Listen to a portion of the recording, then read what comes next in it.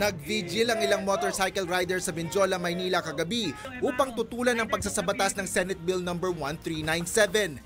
Ipinananawagan ng ilang grupo mula sa motorcycle riding community ng bansa kay Pangulong Rodrigo Duterte na i-veto o huwag aprubahan ang Motorcycle Crime Prevention Act.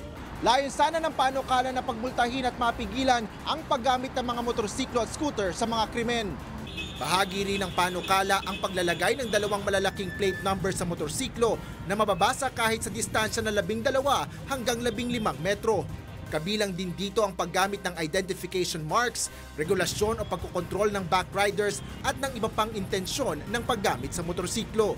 Sa ganitong paraan, makatutulong ito sa pag-iwas sa krimen gamit ang motorsiklo na isa sa mga karaniwang ginagamit ng mga kriminal sa paggawa ng krimen. Isa ho sa dahilan namin kung bakit hindi ho kami nag-agree dito ay dahil wala naman hong kriminal ang gagamit ng sarili niyang plaka para gumawa ng isang krimen.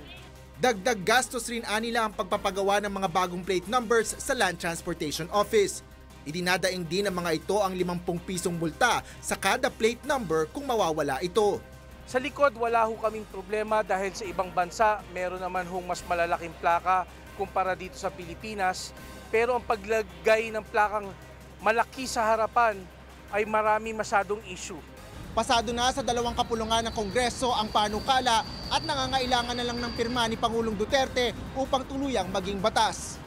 May 30 araw naman ang punong ehekutibo upang desisyonan ito at huling araw na ngayon ng Pangulo para i-veto o tutulan o aprubahan ito.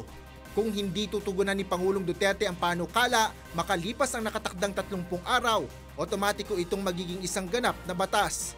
Asher Cadapan Jr., UNTV News and Rescue, Maynila.